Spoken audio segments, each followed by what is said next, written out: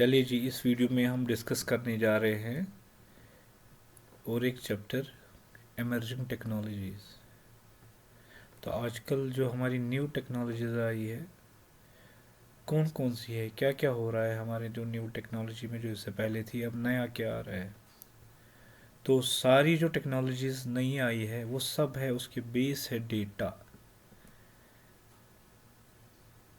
Data कोई भी quantity हो या कोई भी कैरेक्टर हो या कोई भी सिंबल जो कंप्यूटर यूज़ करता है या उसके अंदर डाला जाता है, उसकी मेमोरी के अंदर डाला जाता है, फिर उस पर ऑपरेशंस किए जाते हैं। कौन ऑपरेशन करता है? जो कंप्यूटर उस पर ऑपरेशन करता है। तो कंप्यूटर के अंदर एक डेटा आ जाता है और उस डेटा का एक पर्टिकुलर क्वांटिटी आ जाती है। और डेटा तो या कैरेक्टर हो सकता है या कोई ऐसा भी सिंबल होगा जिसमें ऑडियो वीडियो वो भी सारी चीज़ें आती हैं। फिर उस पे कंप्यूटर ऑपरेशंस करता है। फिर जब ऑपरेशन किया, प्रोसेस किया, या तो कंप्यूटर उसको स्टोर कर देता है या अपने सिस्टम से किसी और जगह ट्रांसमिट करता है। ट्रांसमिट कैसे करता है? इलेक्ट्रिकल सिग्नल के फॉर्म में, या रिकॉर्ड करता है आपके एसएसडी में या हार्ड डिस्क में, जिसको हम बोलते हैं रिकॉर्डेड ऑन मैग्नेटिक डिस्क, या ऑप्टिकल जो लेज़र के लाइट के लेज़र बीम के ज़रिए से स्टोर होता है, या कोई और मैकेनिकल रिकॉर्डिंग की जाती है। जैसे अक्सर हम मैकेनिकल रिकॉर्डिंग करते हैं, फिर जाके वो मेमोरी में स्टोर हो जाता है। तो इसको हम बोलते हैं डेटा। कोई ऐसा कैरेक्टर, कोई ऐसा सिंबल, या ऐसे हमारे पास ग्रुप ऑफ कैरेक्टर्स या क्वांटिटीज़ आ जाए, उस पर कंप्यूटर प्रोसेस करता है, ऑपरेशंस करता है। उसके बाद या उस डेटा को स्टोर करता है या आगे पहुंचा देता है। किस फॉर्म में? इलेक्ट्रिकल फॉर्म में, मैग्नेटिक फॉर्म में, या ऑप्टिकल फॉर्म में, या किसी भी रिकॉर्डेड फॉर्म में। अब जब डेटा की बात चल रही है आजकल के दौर में, तो अब डेटा बन गया बिग डेटा। तो पहले पहले जब हम कंप्यूटर को प्रोसेस करते थे, इतना बड़ा डेटा जनरेट नहीं होता है। अगर हम सोशल मीडिया की ही बात करेंगे, व्हाट्सएप की बात करेंगे, आप देखो दिन भर में, 1 मिनट में, 1 सेकंड में कितना डेटा व्हाट्सएप में जनरेट होता है। और मिलियंस और आप देखो trillions of users are using. तो 1 सेकंड में पता नहीं कितना डेटा जनरेट होता है। दैट्स वाई कि अब जो डेटा है, अब अक्सर हम डिफाइन करते हैं बिग डेटा। डेटा का बड़ा वाला डेटा वो बहुत ह्यूज होता है, उसका जो वॉल्यूम है बहुत ज़्यादा है, और एक्सपोनेंशियली वो ग्रो होता है। किसके हिसाब से? टाइम। 1 मिनट के बाद जैसे 10 GB जनरेट हो गया, फिर सेकेंड मिनट में और 10, 20, 30, 40, 50, 60, इसकी जो ग्रोथ है एक्सपोनेंशियल ग्रोथ होती है। So it is a data with so large size और बहुत कम्प्लेक्स, क्योंकि इससे पहले टेक्स्ट का डेटा होता था। अब देखो, वो व्हाट्सएप में टेक्स्ट आता है, ऑडियो आता है, पिक्चर्स आती है, वीडियो आ जाता है, और बहुत फॉर्म में डेटा जनरेट होता है। तो आजकल हम जब बात करते हैं डेटा की, बट हम बात करते हैं हमेशा, अब जो नई टेक्नोलॉजी आई है बिग डेटा के बारे में। उसका मतलब है इसके अंदर बहुत लार्ज डेटा जनरेट हो जाता है। और इससे पहले हमारे पास जो सॉफ्टवेयर्स है, जो भी हमारे पास ऐप्स होते थे, वो सारे फेल हो गए इसको मैनेज करने के लिए या कंट्रोल करने के लिए। तो आजकल जो जितने भी ट्रेडिशनल बिग डेटा टूल्स थे, ठीक है, none of the traditional database tools can store it. अब इस बिग डेटा को, जो ऑलरेडी हमारे पास ऐप्स थे, बाकी चीज़ें थे, वो उनको ना ही स्टोर कर सकते थे, ना ही प्रोसेस कर सकते थे। तो बिग डेटा को डेटा ही होता है, लेकिन ह्यूज साइज में आ जाता है। अब देखो फेसबुक में कितना डेटा जनरेट होता है, व्हाट्सअप में, ट्विटर में, कितने सारे सोशल मीडिया है हमारे पास, जिनके ज़रिए से huge and huge data is generated. So इसमें हम क्या पढ़ेंगे इस चैप्टर में? बिग डेटा की definition. What is the big data? तो मैंने आपको बता दिया बिग डेटा की डेफिनेशन। एग्जाम्पल्स है कुछ इसमें कि बिग डेटा की डेफिनेशन जैसे गार्टनर ने दी है, इज़ ए हाई वॉल्यूम, इसकी वेलोसिटी बहुत तेज़ होती है और हमारा जो डेटा होता है बहुत डिफरेंट वेराइटीज़ में आता है। तो ये डेफिनेशन थी गार्टनर की। एग्जाम्पल्स है जैसे New York stock exchange, social media, online business exchange. अब देखो इंडिया में कितना बिजनेस शेयर चलता है, हर किसी कंट्री में शेयर बिजनेस चलता है, स्टॉक एक्सचेंज चलता है, तो कितना दिन में जनरेट होता है डेटा। सो दैट्स वाई कि जितनी भी टेक्नोलॉजी हमारे पास पहले थी वो सब की सब फेल हो गई ना, वी नीड न्यू टेक्नोलॉजीज। तो हमारे पास बहुत सारे न्यू टेक्नोलॉजीज आते हैं तो वो इस्तेमाल करता है। अब जो बिग डेटा है,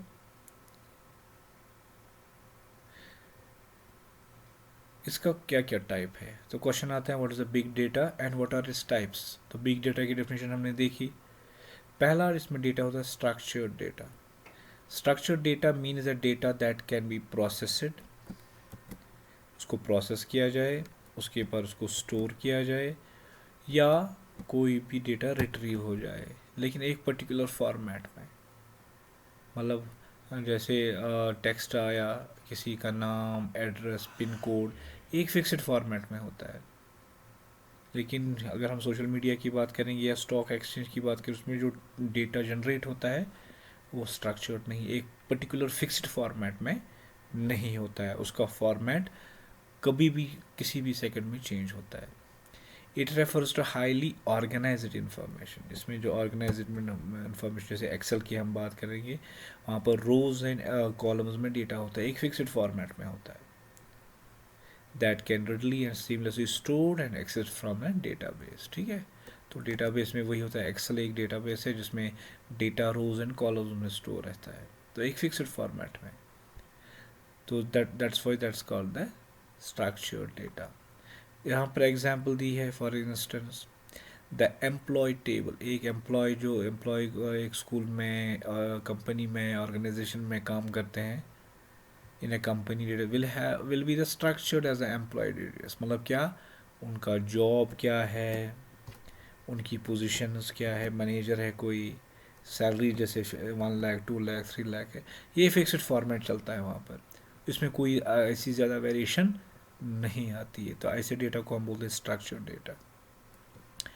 दूसरा हमारे पास डेटा में होता है unstructured, refers to data that lacks any specific form, इसमें पर्टिकुलर फॉर्म नहीं होती है। जैसे कोई ईमेल आया, email is an example of unstructured data. Email में टेक्स्ट, ऑडियो, वीडियो, जितनी भी आप देखो, किसी का कोई भी एक पर्टिकुलर फॉर्मेट, ईमेल में आप कोई भी चीज़ डाल सकते हैं। तो कोई खाली टेक्स्ट डालता है, कोई टेक्स्ट ऑडियो फाइल भी डालता है, कोई audio, video, Excel file, Word file, PowerPoint file, तो ये उसमें कोई पर्टिकुलर फॉर्मेट नहीं होता है, तो उसको हम बोलते हैं अनस्ट्रक्चर्ड डेटा। तीसरा टाइप होता है हमारे पास semi structured. Semi structured is a third type of big data. Semi structured data pertains to data containing both the formats mentioned above, जिसमें सेमी क्या बोलते हैं, जिसमें स्ट्रक्चर्ड डेटा भी फॉर्मेट हो और अनस्ट्रक्चर्ड भी हो, that's why it's called semi structured. जैसे in semi structure the schema is not appropriately defined, उसमें कोई स्ट्रक्चर डिफाइन नहीं होता, कोई चीज़ फॉर्मेट में होते हैं, कोई उसका पार्ट अनफॉर्मेट में होता है। तो जैसे उसको हम जैसॉन एक एग्जाम्पल है, या एक्सएमएल फॉर्मेट एक अवेलेबल है, या सीएसवी एक अवेलेबल फॉर्मेट में है, टीएसवी या ईमेल या OLTP, online transaction processing, are built to work with the semi-structured data. So these are the some of the examples that contains the both the structures, structured as well as the unstructured. Fourth one is a quasi. Quasi structure क्या होता है, data contains textual data with inconsistent data formats that are formatted with effort and time with some tools. तो क्या होता है कॉजी में, तो इसमें टेक्सुअल डेटा, उसमें कोई डेटा का फॉर्मेट नहीं होता है, उसमें टेक्स्ट ही आता है लेकिन पर्टिकुलर फॉर्मेट में नहीं है, तो उसको हम बोलते हैं कॉजी स्ट्रक्चर्ड डेटा। ये तो हो गया टाइप्स। तो बेसिक तो हम अक्सर में जब हम टाइप्स डिफाइन करते हैं, structured, unstructured and semi structured, काजी अक्सर हम लिखते नहीं हैं। तो आप जब ये क्वेश्चन प्रिपेयर करोगे, big data and its types.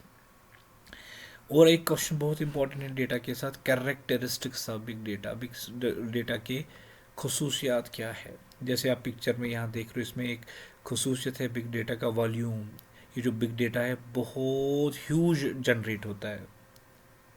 Variety, इसमें बहुत सारे वैराइटीज और डेटा डिफरेंट होता है। इसका वैल्यू, जब आपके पास बहुत सारा डेटा होता है, उसमें जो आप वहाँ से निकालोगे बाहर डेटा, वो डेटा बाहर वही निकालोगे जिसका कोई वैल्यू होगा। फिर velocity, at a high speed the big data is generated. Veracity, inconsistency and uncertainty in data. अब एक मिनट में जैसे 10 GB जनरेट होता है, कभी 2 GB ही जनरेट होता है, कभी एक सेकंड में 100 GB जनरेट होता है। So that's called veracity. So these are the some characteristics of the big data. ये जो बिग डेटा है वो जनरेट होता है वॉल्यूम में, बहुत ज़्यादा ये जनरेट होता है। वैरायटी, बिग डेटा के अंदर बहुत सारी डेटा ऑफ वैरायटी होता है। सेम डेटा खाली टेक्स्ट नहीं होता है, टेक्स्ट भी होता है, ऑडियो भी होता है, डेट भी होता है, मतलब कोई भी डिफरेंट टाइप का डेटा जनरेट होता है। That's called the variety. जैसे आप देख सकते हो, PDF फाइल होती है, ऑडियो फाइल होती है, वीडियो फाइल होती है, फ़ोटोज़ होते हैं, ईमेल्स होते हैं। तो ये है वैरायटी ऑफ डेटा। उसके बाद velocity, at a very high speed big data is generated. Velocity का हमेशा मतलब क्या होता है, स्पीड। तो ये जो हमारा बिग डेटा जनरेट होता है, बहुत फास्टली ये जनरेट होता है। अगर आप मोबाइल की बात करेंगे, आप देखो एक सेकंड में कितना डेटा जनरेट होता है। सेंसर्स की बात करते हैं, वो जनरेट करता है डेटा। वेबसाइट्स होती है, वो जनरेट करते हैं डेटा। सो सोशल मीडिया वो करता है generate. Network, application, login, processes, business processes generate कर। तो ये वन ऑफ द एग्जांपल्स है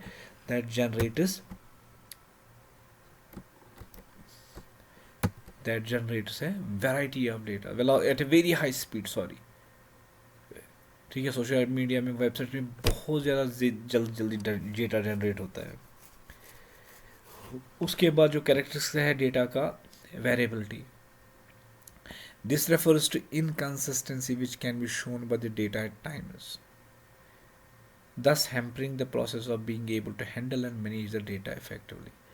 एक टाइम में पर्टिकुलर डेटा कितना जनरेट होता है, TBs में, GBs में, पिकोबाइट्स में कितना होता है, वो सर्टन नहीं है। सो बिग डेटा हम समझेंगे कि एक, जैसे हम ये कोई भी चीज़ जनरेट कर, फैक्ट्री में कोई भी चीज़ बना, दिन में जैसे 100 प्रोडक्ट बनते हैं, उसमें थोड़ी सी वेरिएशन होती है, या तो 99, या तो 102, 103, या 105, कभी वेरिएशन होती है। यहाँ पर इतना डेटा जनरेट होता है, ये टाइम के हिसाब से पता ही नहीं चलता है कि एक पर्टिकुलर टाइम में कितना डेटा जनरेट हो जाएगा। So that's called variability. तो ये कोर कैरेक्टरिस्टिक है किसका है, बिग डेटा का। वैल्यू, अब इसका वैल्यू क्या है। The value of big data usually comes from inside discovery. फिर इसके अंदर से निकालना पड़ता है बाहर, डिस्कवर करना पड़ता है। तो इसके अंदर जो इम्पोर्टेंट डेटा है वो हम इस्तेमाल करेंगे और उसका प्रोसेस करवाएंगे। पैटर्न रिकॉग्निशन, वो किस टाइप का डेटा आता है उसकी रिकॉग्निशन करनी होती है। That lead to more effective operations, stronger customer relationships and other clear and quantified business benefits. तो वैल्यू का मतलब है जब वो जनरेट हो गए, अब इससे हम देखेंगे हमारा बिजनेस में कितना प्रॉफिट हो सकता है। इसमें ऐसा कोई वैल्यू डेटा होगा जिससे हमारा प्रॉफिट इंक्रीज हो जाएगा। So that's called value. So ये है कुछ कैरेक्टरिस्टिक्स किसके, डेटा के, बिग डेटा के। ये अक्सर पूछा जाता है question, explain 5 V's of big data. 5V में क्या आता है, एक वॉल्यूम आता है, वैरायटी आता है, वेलोसिटी आता है, वेरिएबिलिटी आता है, वैल्यू। अक्सर ये एग्जाम में पूछा जाता है characteristics of the big data, या 5 V's ऑफ डेटा। तो आप क्या करेंगे, या इसमें आता है इस तरह, एक्सप्लेन 5 V's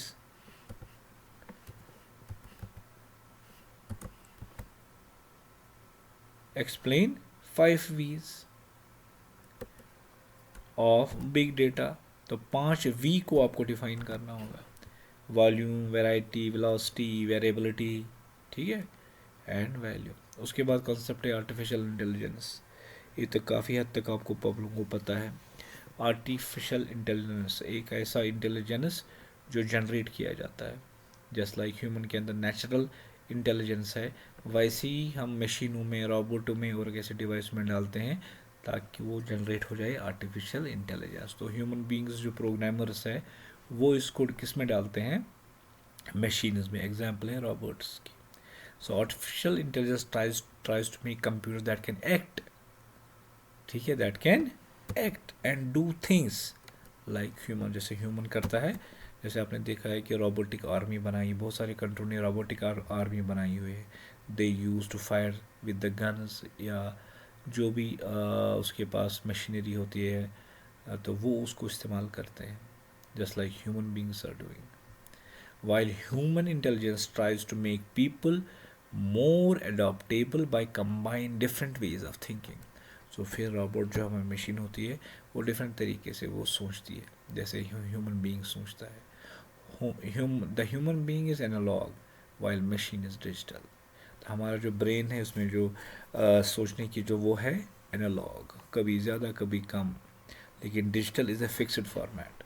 ये जो मशीन्स होते हैं आर्टिफिशियल इंटेलिजेंस, उनका जो इंटेलिजेंस है वो डिजिटल होता है, हमारा analogue. Artificial intelligence is based on human insights that can be figure out in a way that machines can do tasks easily from the most basic to the most complicated। तो जब हमारा आसान से लेके बहुत टफ जॉब को करने वाली ऐसी मशीन्स हैं, जैसे ह्यूमन्स करते हैं वैसे ही मशीन्स करें, तो it could be done by using the intelligence that's called the artificial intelligence। On the other hand, manufactured insights aim to learn, solve problem, think and see। Actually जो इसमें काम चल रहा है कि ये ऐसे हम मशीन्स बनाएं जिसके अंदर सीखने की सलाहियत बन जाए। जैसे हम स्कूल जाते हैं, कॉलेज जाते हैं, किसी फैक्ट्री में काम करें, वहाँ पर काम हम सीखते हैं, तो मशीन्स में हमें ऐसी मिली कि वो काम को सीखे और जो प्रॉब्लम्स कोई भी हो उनको वो सॉल्व करे, और think, they could able to think, and उसके बाद साथ साथ वो देखे भी। जैसे आप रोबोट्स देखते हो, उनके सेंसर के ज़रिए वो आगे वाले ऑब्स्टेकल को जो उसके सामने आता है उसको सेंस करता है, उसका दूसरे लफ्ज़ों का मतलब है वो उसको देखता है। तो ऐसे प्रोसेसिंग को करने के लिए, एक मशीन में डालने के लिए अगर वो हो, तो वो उसको हम बोलते हैं आर्टिफिशियल इंटेलिजेंस जनरेट करने की, जिसमें ये चीज़ें सारी चीज़ें आ जाए।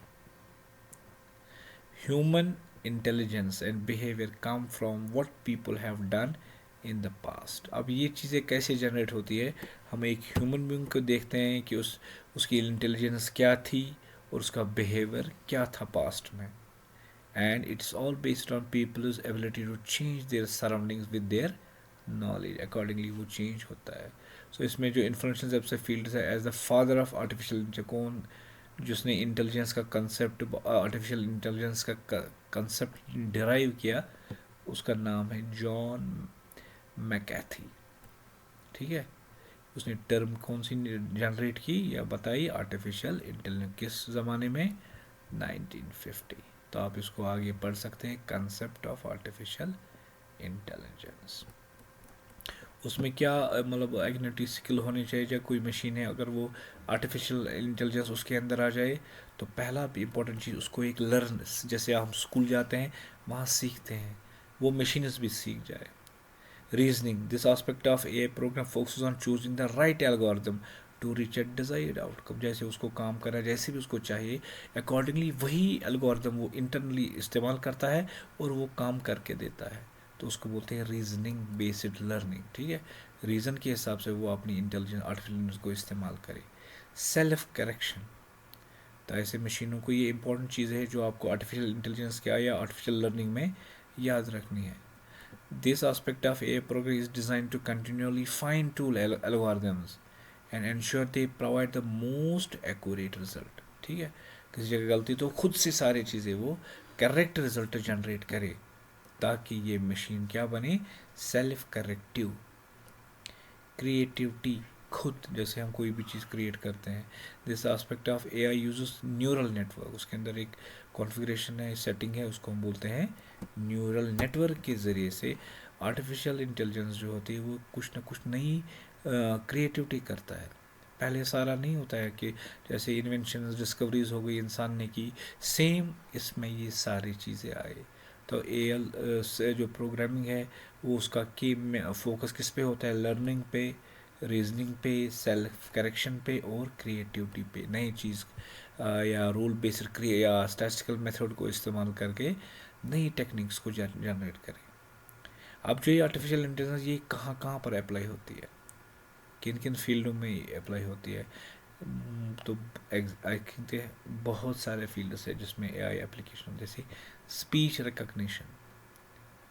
ठीक है, वो मशीन आवाज़ को समझ सकती है और उसको रिकॉग्नाइज करती है, तो it's also known as automatic speech recognition, ASR। हमारी जो मशीन है, जो हम उसको बोलेंगे वो उसको रिकॉग्नाइज करे, वो क्या बोल रहे, जैसे हम यहाँ से हेलो करेंगे वो किसी मशीन को, तो वो वापस वहाँ से जवाब दे देगा। तो कंप्यूटर स्पीच रिकॉग्निशन या स्पीच टू टेक्स्ट, हम जो यहाँ से बोलते हैं वो उसको अकॉर्डिंगली कन्वर्ट करता है टेक्स्ट में, and it is a capability which use the natural language processing.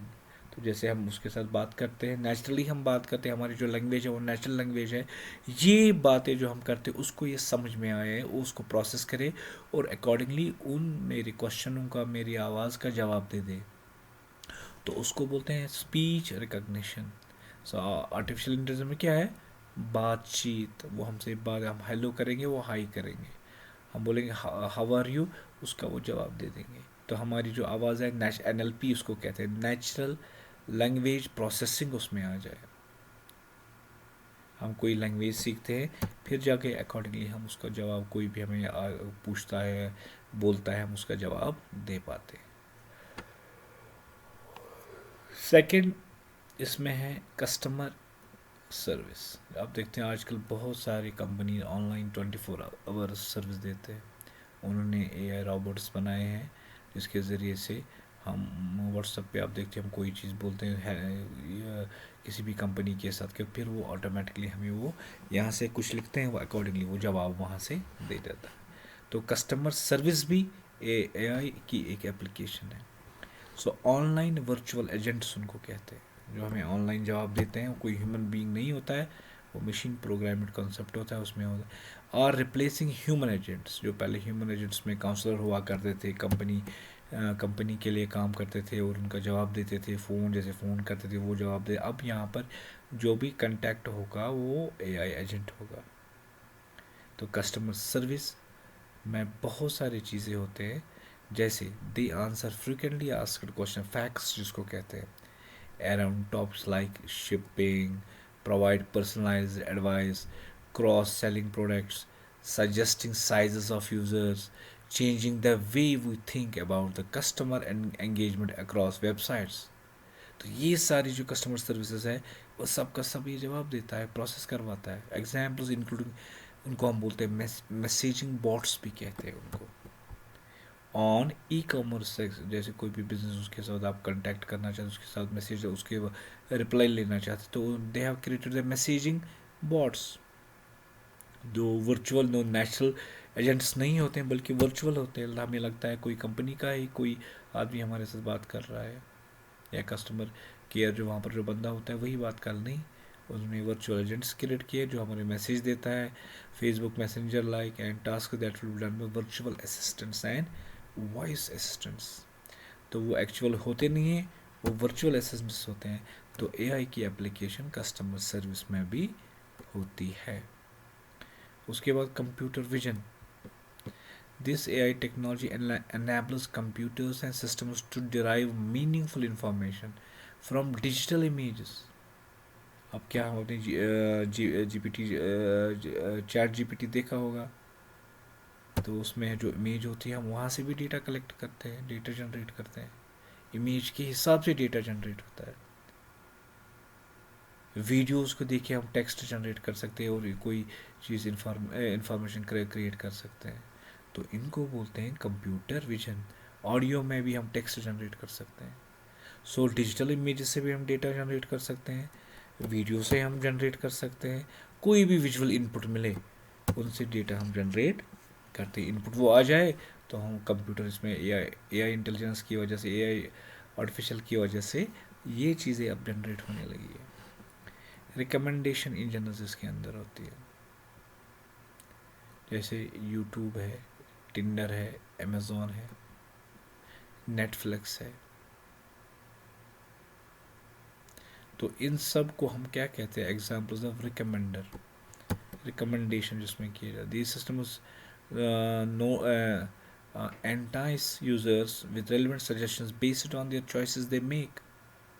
ठीक है, तो हमें अब एआई की वजह से बहुत सारे मसलों में जो हमारे प्रॉब्लम्स होती है उसको सॉल्व करा सकते हैं। They are giving the good suggestions using the this AI technology.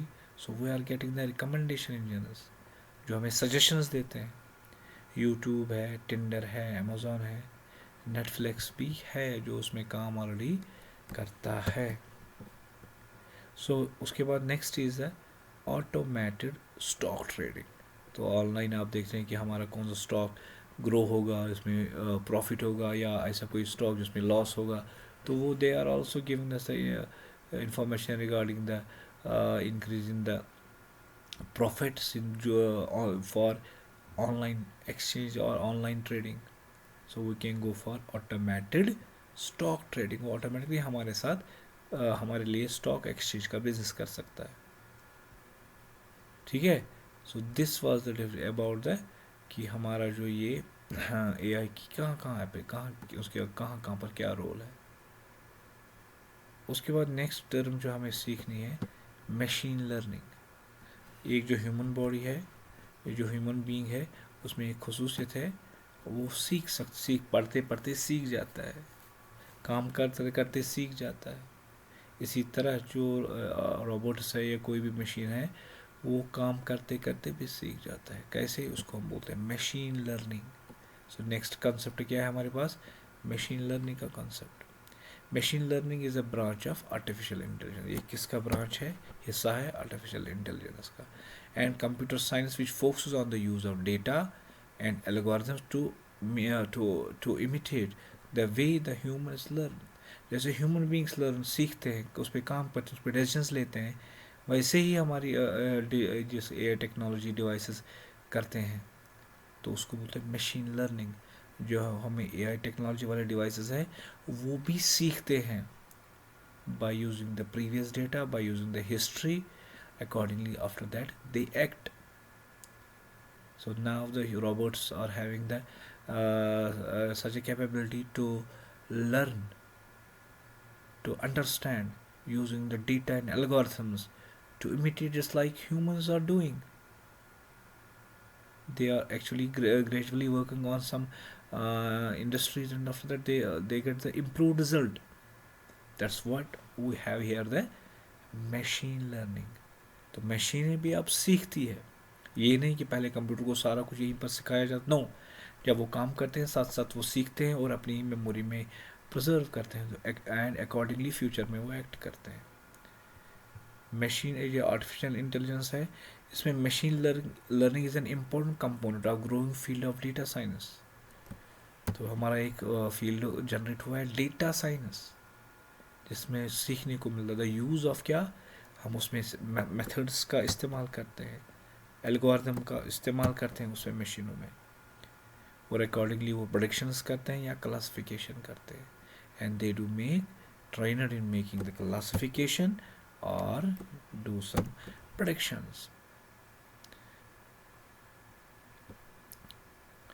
Big data continues to expand and grow. Big data में जो है एक्चुअली ये एक्सपैंड होता जा रहा है, ये ग्रो होता जा रहा है। The market demand for data scientist will increase. तो डे बाई डे आजकल जो साइंटिस्ट बनते हैं वो डेटा के साइंटिस्ट बनते हैं। तो दैट्स वाई कि we have another field, growing field, आप जा सकते हैं उसमें, जिसको हम बोलते हैं data science field. They will require to help identify the most relevant business questions. तो जो डेटा हमारे पास में है उसमें जो बिजनेस रिलेटेड प्रॉफिटेबल हमारी चीज़ें है वो उसको अंडरस्टैंड करता है। ये तो हो गया प्रॉफिट वाले। अगर मैन्युफैक्चर में है, उसमें रिटेल या बैंकिंग बेकरीज है, even legacy companies are using machine learning to unlock new value और बूस्ट एफिशिएंसी। तो उसके लिए मशीन लर्निंग का वो इस्तेमाल करते हैं मैन्युफैक्चरिंग यूनिट, कि हमारा प्रोडक्ट चले, चेंज आए, नया मॉडल कैसे और क्या डिफरेंट मॉडल्स हम क्रिएट कर सकते हैं ताकि नया प्रोडक्ट मार्केट में आ जाए। तो उसके लिए भी मशीन लर्निंग का होना ज़रूरी है।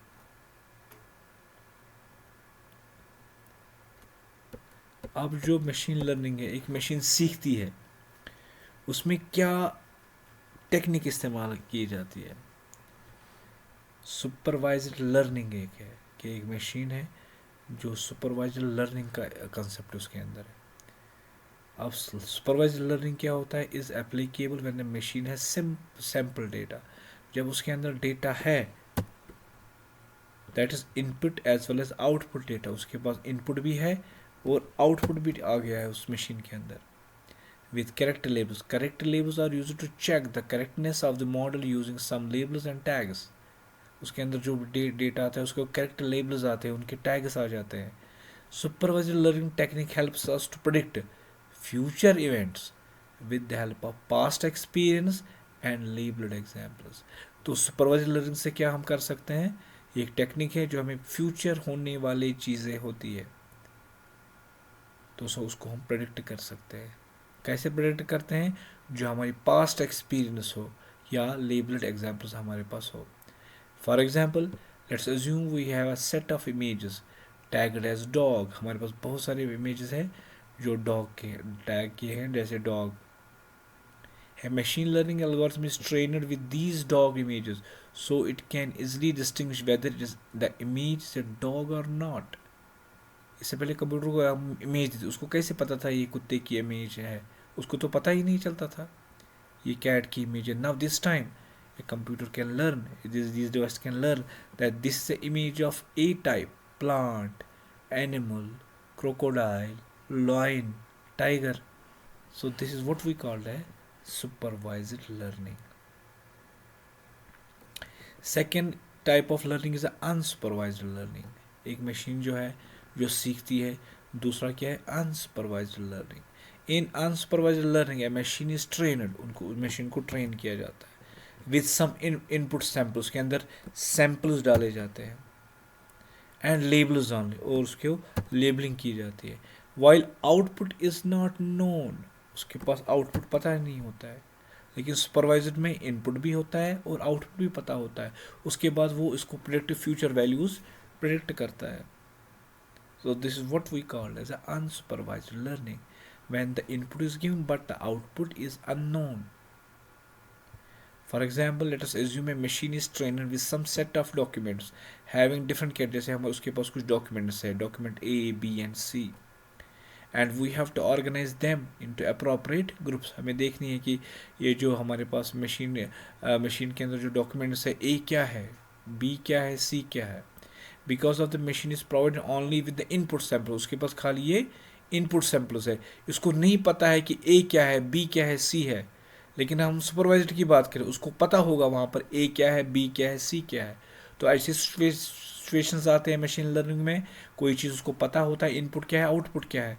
कभी होता है कि इनपुट तो ये है लेकिन आउटपुट इसका पता नहीं होता है, तो इस तरह से भी वो सीख जाता है।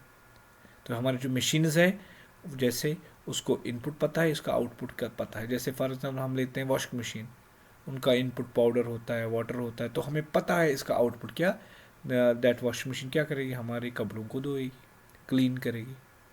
सो input is also known, output is also known.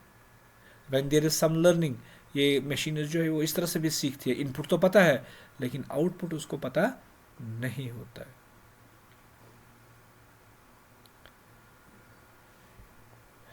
Third type of learning is called the reinforcement learning. reinforcement learning में हमेशा आता है, जैसे आप देखो बहुत सारी कंपनीज प्रोडक्ट करती है, उसका फिर फीडबैक मांगती है। तो reinforcement learning क्या होता है, जब फीडबैक बेस्ड मशीन बन जाती, लर्निंग टेक्निक होती है, उसके अंदर फीडबैक आ जाता है, तो उसी के हिसाब से वो मशीन सीखती है। तो हमारी जो ये आर्टिफिशियल मशीन है वो कोई चीज़ सीखती है। हमने बोला कि मशीन के अंदर क्या कैपेबिलिटी आती है, सीखने की कैपेबिलिटी आती है। तो कौन किस किस टाइप की कैपेबिलिटी उसमें आती है? सुपरवाइज्ड लर्निंग आ जाती है। उसको इनपुट भी होता है, आउटपुट, उससे वो सीख जाता है। अनसुपरवाइज, उसको इनपुट तो आता है उस मशीन को, लेकिन आउटपुट नहीं पता होता है, तो उस तरह से भी उसको सीखने को मिल जाता है। तीसरा तरीका, उसके अंदर फीडबैक दिया जाता है। तो on the base of feedback that machine is able to learn, and that's called reinforcement learning. तो क्या होता है, मतलब in such type of learning agents, मतलब computer programs need to explore the environment. Environment तो पता है, कभी अगर हम गर्मी की बात करेंगे, हमें पता हो तो कभी गर्मी अप होती है, डाउन होती है, कूल होती है, हॉट होती है, ठीक है। तो उसके हिसाब से वो आउटपुट सीख जाता है। तो एनवायरनमेंट को एक रीडिंग होती है, तो उसको मिल जाता है, फीडबैक मिल जाता है, आज का एनवायरनमेंट कैसा है। Then that machine is able to understand and learn new things by using the environmental concepts, and then accordingly perform the actions. On the basis of their actions they get rewards as feedback. जो actions करते हैं तो उनको feedback मिल जाता है, तो उसके हिसाब से भी machines learn करते हैं. For each good action they get a positive reward, and for each bad action they get a negative reward. तो इसमें जो फीडबैक में जो होता है, अक्सर ये जो होता है, गुड एक्शन होती है तो पॉजिटिव रिवार्ड मिल जाता है, बैड एक्शन होती है तो नेगेटिव रिवार्ड मिल जाता है.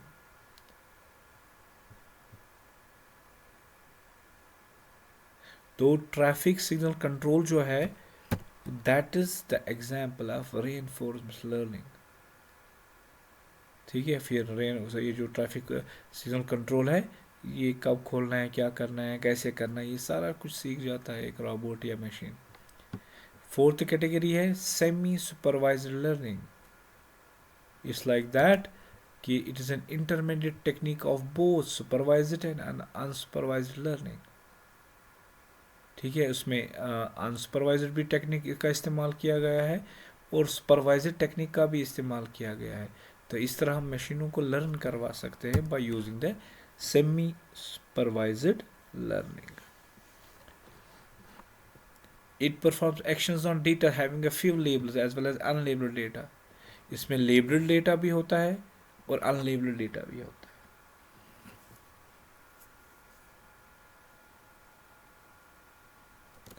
जैसे हम बात करते हैं इमेज कोई या स्पीच, हम बात हम करते हैं, हमारी आवाज़ या रिकमेंडेशन सिस्टम की आप ये इस्तेमाल करो, fraud detection systems, these are all example of semi supervised learning. तो फ्रॉड डिटेक्शन सिस्टम्स कैसे बन जाते हैं, वो मशीन कौन सी टेक्निक इस्तेमाल करते हैं, सेमी सुपरवाइज्ड लिंकिंग लर्निंग. सो इसमें दोनों चीज़ें अडॉप्ट की जाती है. उसके बाद बहुत इंपॉर्टेंट क्वेश्चन है एप्लीकेशन ऑफ मशीन लर्निंग. तो अगर मशीन ने सीखा, ये कहाँ कहाँ क्या क्या सीख सकती है, हेल्थ केयर में, मार्केटिंग में. दैट्स वाई कि इसमें बहुत सारी चीज़ें जो ह्यूमन वर्क होता है वो नेग्लिजिबल होना चाहिए. मशीनें सारा वो काम कर सकती है जो एक ह्यूमन बीइंग कर सकता है. तो यहाँ उसकी एप्लीकेशंस हैं. Self driving cars already market में आई हुई है. ट्रैफिक प्रोटेक्शन, इमेज रिकॉग्निशन, एक आप इमेज को भी ये पहचानती कि ये कौन सी इमेज है, ये डॉग की है, कैट की है, बैट की है, एलिफेंट की है, रैबिट की है. अब वो चीज़ें भी वो कर सकता है. So you can understand, you can learn these applications of the machine. Automatic translation है. वर्चुअल असिस्टेंट तो आजकल तो आए ही आए हैं. अब हर जगह वर्चुअल असिस्टेंट, वहाँ पर आदमी रखने की ज़रूरत नहीं है, काउंसिल रखने की ज़रूरत नहीं है कि वो रात भर काम करे. नहीं, वर्चुअल असिस्टेंट वो रात भर काम कर सकता है. अच्छा, हमारे पास वो एंटीवायरसेस होते हैं जिसमें ईमेल स्पैम और या मालवेयर को फिल्टर करना है, बाहर करना है, तो वहाँ पर भी ये चीज़ें होती है. अब ये चीज़ें कैसे, कौन सी प्रोग्रामिंग ये इस्तेमाल करते हैं, सो that's called natural language processing. तो इन मशीनों को एक लैंग्वेज दिखाई देगा जिसको हम बोलते हैं NLP, नेचुरल लैंग्वेज प्रोसेसिंग. जैसे आपने चैट बॉट देखा होगा, इसका एग्जांपल है डिजिटल असिस्टेंट्स है हमारे पास, Siri and Alexa. They are already developed by using the language that's called NLP, natural language. जैसे हम बात करते हैं इसी लैंग्वेज के हिसाब से उसको सीखने को मिल जाता है। अब ये जो प्रोग्रामिंग इंटरनल होती है, programming that's called neural network. अब उनको कैसे ये सारी चीज़ें सिखाया जाता है, किस प्रोग्रामिंग स्टाइल से सिखाया जाता है, तो उसको हम बोलते हैं neural networks.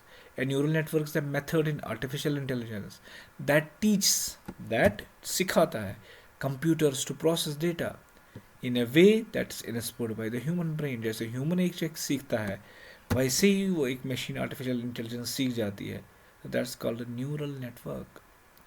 It's a type of machine learning process called deep learning. इसी को हम डीप लर्निंग भी कहते हैं, जो एक मशीन सीख जाती है। अब कंप्यूटर को सारा कुछ पहले फीड नहीं होता है आपको क्या करना है, कैसे करना है। जैसे वो सीखता है, देन अकॉर्डिंगली ही use to do the task. So this is what we call as a neural networks.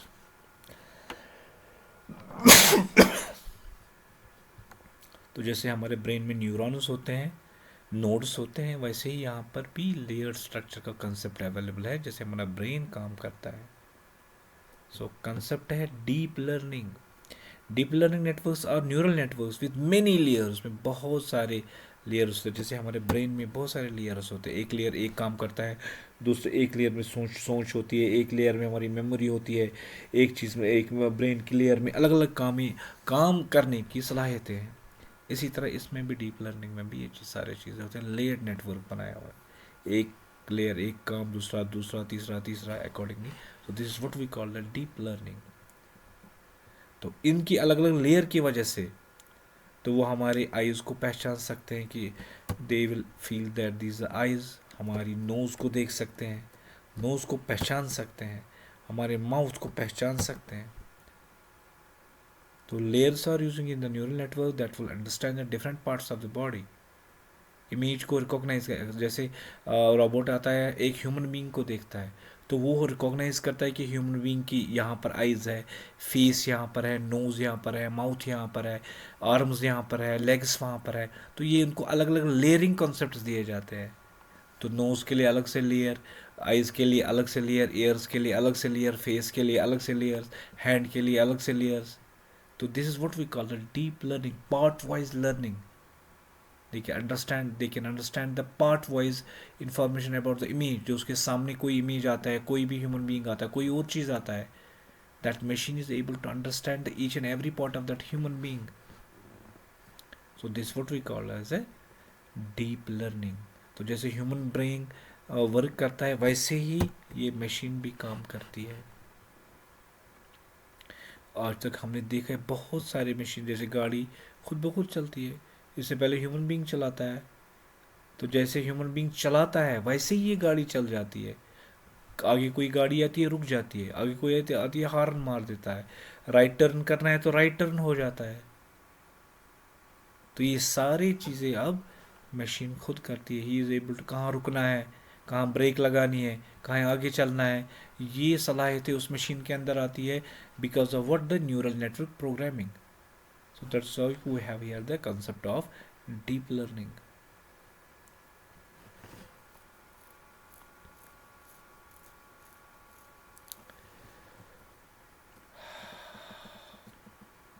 उसके बाद रोबोट, उसके बाद आप क्या पढ़ेंगे, रोबोट का concept. This example of the picture में आप रोबोट देख सकते हैं। Robot is automatically operated machine that replaces human effort. जैसे ह्यूमन काम करता है, अब रिप्लेसमेंट होगी, अब एक रोबोट करता है। Though it may be resemble human beings in appearance और perform functions in a human like manner. जैसे एक ह्यूमन काम करता है, अब वैसे ही रोबोट करता है।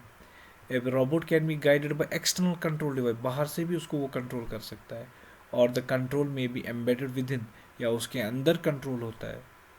रोबोट्स में be constructed to evoke human form. जैसे ह्यूमन फॉर्म होती है, चलता है, बैठता है, उठता है, जंप करता है, ये सारी चीज़ें रोबोट करता है। So that's why the robot is just like a artificial human being। So the human being, those are doing the tasks, maximum tasks जो इंसान करता है वही बहुत सारी चीज़ें रोबोट भी करता है. Robots may be constructed to evoke human form, but most robots are task perform machines. वो काम करने वाली machines बन गई है. So that's why those are called the robots. Robotics ये science है robot के बारे में. You can use the engineering or technology that is used to produce such machines, and that's called robots. Robotics is the interaction of science, engineering, technology that produce such machines that replicate or substitute for human actions. एक human being जो करता है उसके बदले robot भी वही करता है. Robotics is the branch of technology that deals with the design. क्या ये एक टेक्नोलॉजी है, ब्रांच ऑफ टेक्नोलॉजी जिसमें वो डिज़ाइन करता है, कंस्ट्रक्ट करता है, ऑपरेट करता है, ऑपरेशन हो जाते हैं, और application of robots as well as the computer system for their control. इसके ज़रिए से उसको कंट्रोल करता है. कैसे कंट्रोल करता है? By using the sensory feedback. तो वो सेंसर उसके अंदर लगे हैं, तो आगे कोई ऑब्स्टेकल लगा है गाड़ी के अंदर, उसने सेंस किया तो गाड़ी ऑटोमेटिकली ब्रेक मारेगी. सो this is the technology of science of that using the in the robots and that's called robotics. अब टाइप्स ऑफ रोबोट्स हमारे पास क्या क्या है? प्री प्रोग्राम्ड रोबोट्स, उनको पहले ही सारी प्रोग्राम की जाती है और वो अकॉर्डिंगली एक्ट करता है. ह्यूमनॉइड रोबोट्स, जैसे ह्यूमन करते हैं वैसे वो भी करते हैं, जैसे रन करना, जंप करना, वो जंप करते हैं. कोई चीज़ कैरी करना, उठाते हैं. और sometime design to look like us, जैसे हम काम करते हैं दिखते हैं वैसे ही रोबोट को भी डिज़ाइन किया गया. आप देखें बहुत सारी आर्टिफिशियल ह्यूमन बींग्स बनाए गए हैं, उनकी शक्ल इंसान से बातें करते हैं, चलते हैं, बैठते हैं, उठते हैं. तो अभी हम कभी धोखा खाते हैं कि ये आर्टिफिशियल है कि ओरिजिनल है. So that's called humanoid robots, जो इंसान जैसे होते हैं. Autonomous robots operate independently of human operators. जैसे ह्यूमन ऑपरेटर्स काम करते हैं ऐसे भी हम रोबोट्स बना सकते हैं जो ऑटोमेटिकली वो सारा काम करते हैं. These robots are usually designed to carry out tasks in open environment and that do not require human supervision. वहाँ पर सुपरविजन करने की ज़रूरत नहीं है. जैसे इंसान हम किसी जगह काम लगवाते हैं, उनको देख रेख करनी पड़ती है कहीं वो काम चोर तो नहीं है. यहाँ तक अपने मशीन स्टार्ट की और रोबोट स्टार्ट हो गया तो जितनी देर तक उसको काम कराएंगे करते जाएंगे. मजदूरी कराओ तो करते जाएंगे. रेस्टोरेंट में काम कराओ 24 आवर्स तो वो काम कभी थकेंगे नहीं. ना ही कोई फूड उनको चाहिए, ना ही कोई चीज़ और चाहिए. बस बैटरी की रिक्वायरमेंट होती है कि डिस्चार्ज हो जाते हैं, फिर हमें उनको चार्ज करना पड़ता है. तो ये सब कुछ काम किसके लिए है? ये रोबोट्स के लिए. टेली ऑपरेटर रोबोट्स, तो जैसे ऑनलाइन टेलीफोनिकली हमें असिस्टेंट्स होते हैं, वो उन टेलीफोनिक क्वारीज को सॉल्व करके एग्जीक्यूट कस्टमर को सर्विस देता है. सो रोबोट्स भी ये सारी चीज़ें करते हैं. Teleoperated robots are semi-autonomous robots that use a wireless network to enable human control for a safe distance. दूर से. These robots usually work in extreme geographical conditions. जैसे teleoperated robots थे, उनको ना गर्मी होती है ना सर्दी होती है, तो वो आप सर्दी में काम कराओ, गर्मी में काम करो, कोई रुकावट नहीं होगी. खाली चार्ज की ज़रूरत है, बैटरी सिस्टम की ज़रूरत है, या वेदर फोरकास्ट कोई भी जैसा भी वेदर होगा ये काम करेंगे.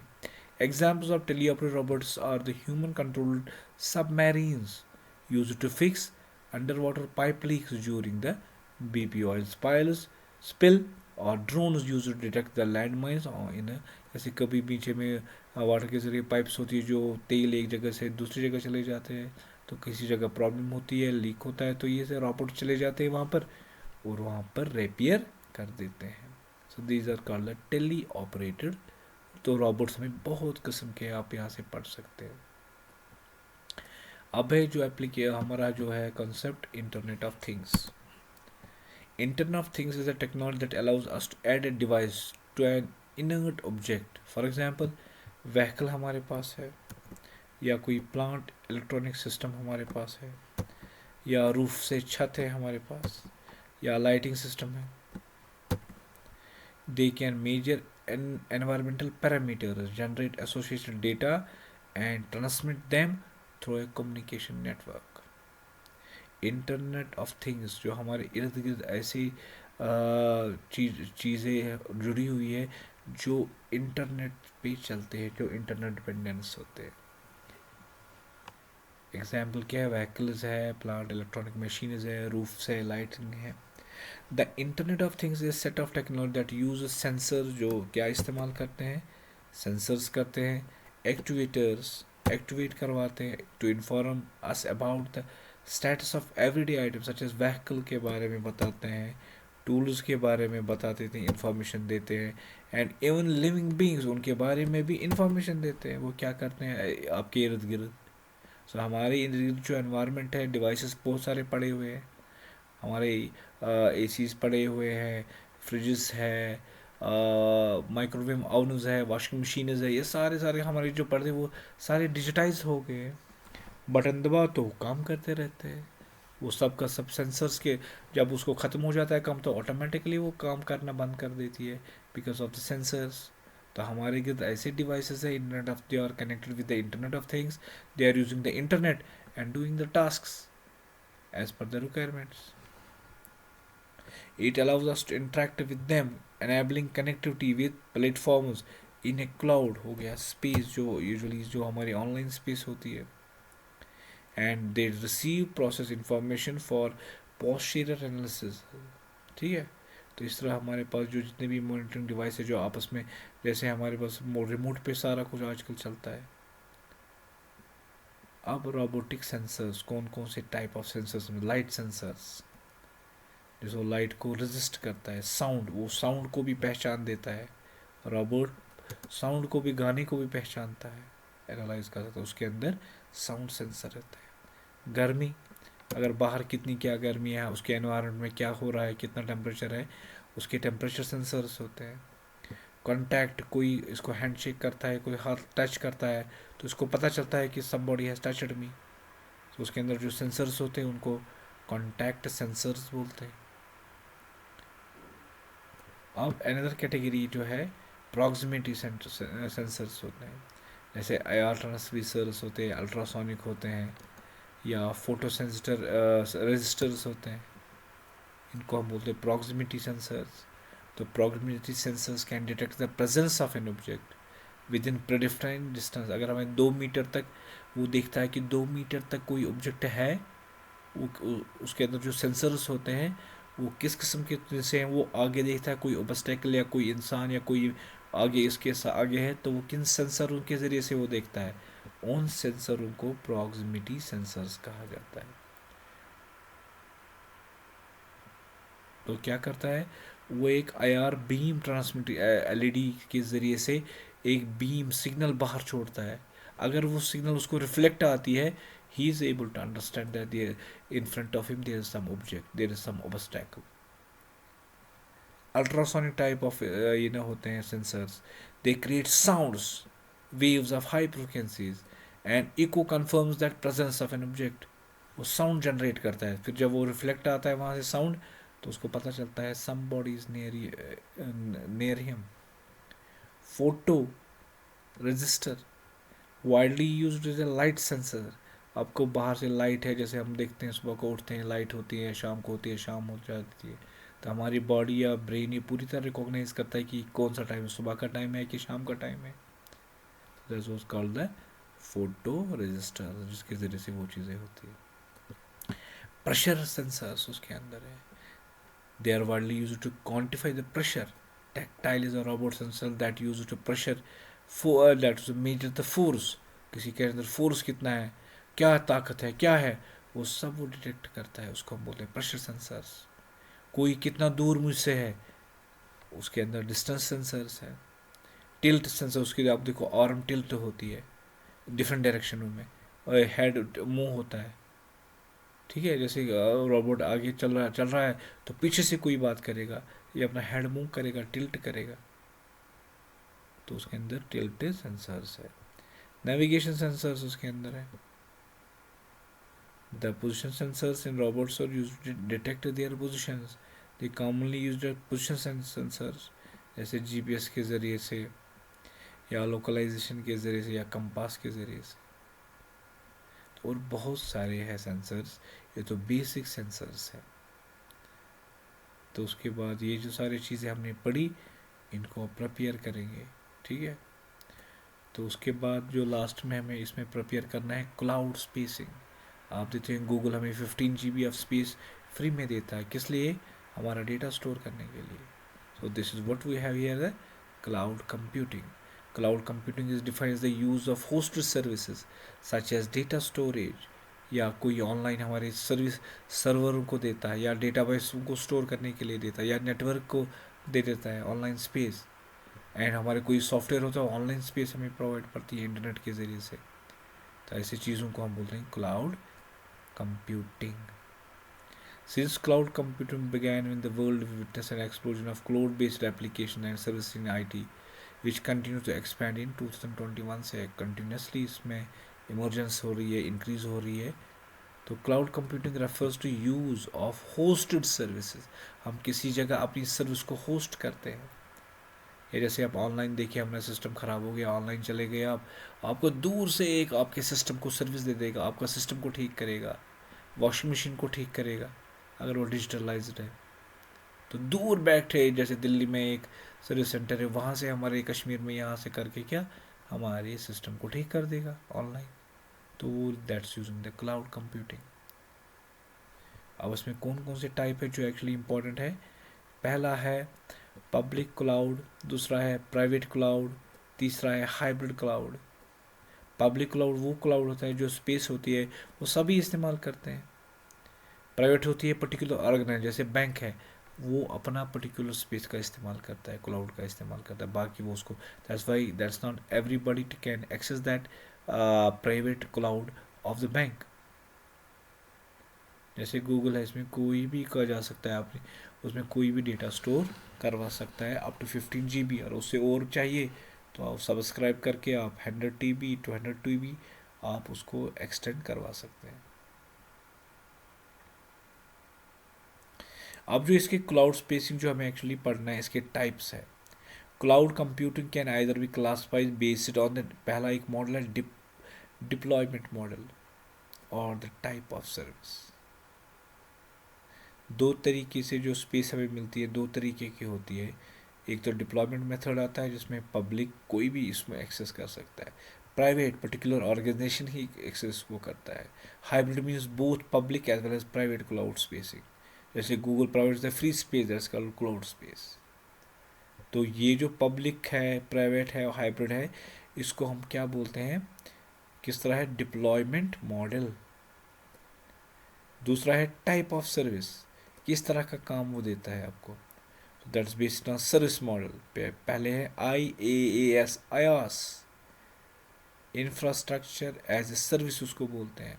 सो जो स्पेस आपको मिलती है, उसके दूसरा तरीका है कि आपको मिल जाती है एक पर्टिकुलर स्पेस और मेमोरी दी जाती है, जिसको बोलते हैं IaaS, IaaS, infrastructure as a service.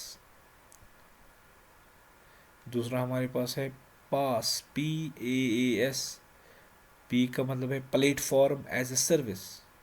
जैसे आपको कोई ऑनलाइन सर्विस देता है तो उसको हम बोलते हैं पास। So it's a technique using the pass technique. The online serviceman gives the service online. That's actually very far away from us, but still managing the service to our customers using the cloud computing technique.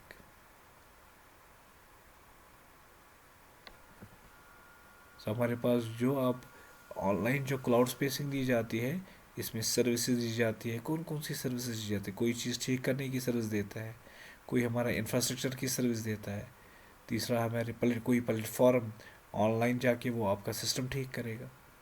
And software as a service, कोई आपको online software को इस्तेमाल करने के लिए service देता है। कोई आप गेम चलाते हो ऑनलाइन, क्लाउड में उसने डाल दिया, किसी और जगह डाल दिया, ये सब के सब उसको गेम को इस्तेमाल कर सकते हैं, एप्लीकेशन को इस्तेमाल कर सकते हैं। तो ऐसे को बोलते हैं सास। तो आस, पास एंड सास, these are the different models of the cloud speaking based on the service model। Service हो गया काम देना, ठीक है, आस हो गया इंफ्रास्ट्रक्चर का, पास हो गया प्लेटफॉर्म का, सास हो गया सॉफ्टवेयर का, तो ये सर्विसेज मिल जाती है इन क्लाउड कंप्यूटिंग में। तो प्राइवेट हो गया किसी का, पब्लिक हो गया जहाँ पर सारी चीज़ें इस्तेमाल होती है, सब लोग करते हैं। हाइब्रिड हो गया, use the combination of public and private cloud features, ये दोनों की फीचर्स इस्तेमाल करता है। आप उसको आसानी से पढ़ सकते हैं। तो जब हम जाते हैं सर्विस मॉडल पे, तो हमारा जो क्लाउड स्पेसिंग है दो कैटेगरीज में डिवाइड किया गया है। आप यहाँ देखते हो, मैंने आपको बताया कि ये जो हमारा क्लाउड स्पेसिंग है ये दो तरीके से डिफाइन, एक तो हो गया डिप्लॉयमेंट मॉडल, ठीक है। इन वेरी शॉर्ट टाइम आपको पूछा जाएगा what are different types of deployment model cloud computing, तो आपको लिखना है पब्लिक, प्राइवेट एंड हाइब्रिड। लेकिन on the basis service model, cloud specification is again divided into three categories. One is IaaS, second is the PaaS, third one is the SaaS. तो ये तीन categories किसके हैं? ये है क्लाउड स्पेसिंग के। जैसे हम ऑनलाइन स्पेस लेते हैं फ्री में, कोई पैसा नहीं भरते हैं, तो उसकी डिफरेंट कैटेगरीज हैं। तो private, public, hybrid. So service model में क्या है आपके पास? इंफ्रास्ट्रक्चर, उसको बोलते हैं IaaS, IaaS, infrastructure as a service. ये कौन प्रोवाइड करता है आपको? It is one of the part of the cloud spacing. So infrastructure as a service or IaaS is a type of cloud computing in which a service provider is responsible for providing क्या servers, storage and networking over a virtual interface।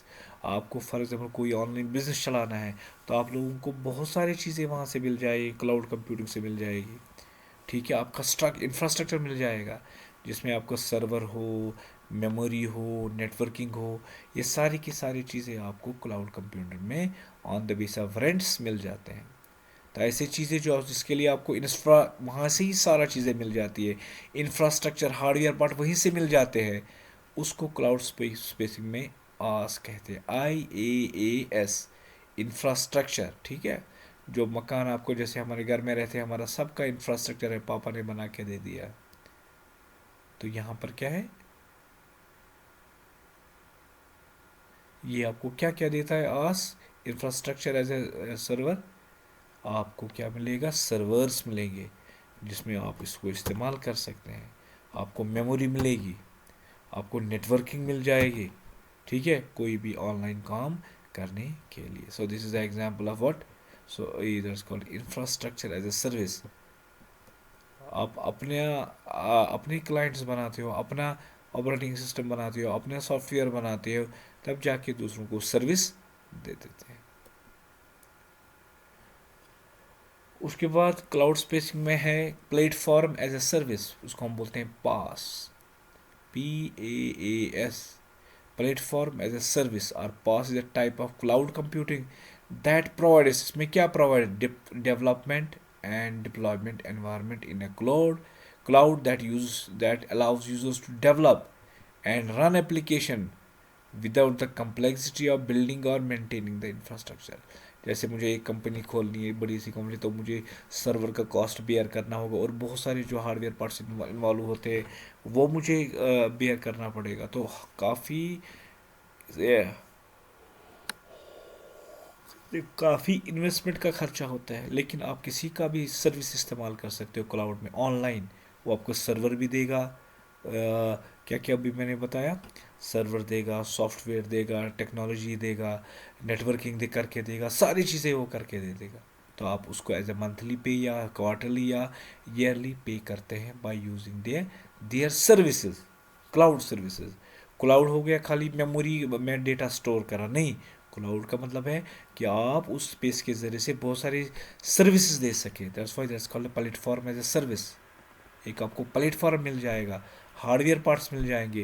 जैसे for example कोई business हमें start करना है, दुकान खरीदना है, दुकान is a platform for the job, तो यहाँ पर आपको ऑनलाइन सर्वर मिल जाता है, कनेक्टर्स मिल जाते हैं, नेटवर्किंग मिल जाती है, तो आप उसको रेंट बेस पे लेते हैं, या जितना भी नेगोशिएशन आप और उसमें हो जाए, फिर जाके सारे उस पर आपको अब अपना हार्डवेयर खरीदने की ज़रूरत नहीं है, आप उसको एज ए रेंट पे ले सकते हैं। PaaS doesn't require users to manage the underlying infrastructure। फिर आपको उस हार्डवेयर को हार्डवेयर को नहीं क्या बोले मैनेज करने की ज़रूरत ही नहीं है। जैसे हमने कोई गाड़ी किराए पे ले ली तो हमें उसको मैनेज भी करना पड़ता है, उसकी देख रेख भी करनी पड़ती है। यहाँ पर तो ऐसा कुछ नहीं है। तो ये हो गया हार्डवेयर प्लेटफॉर्म आपको ऑन द रेंटल बेस पर दिया जाए।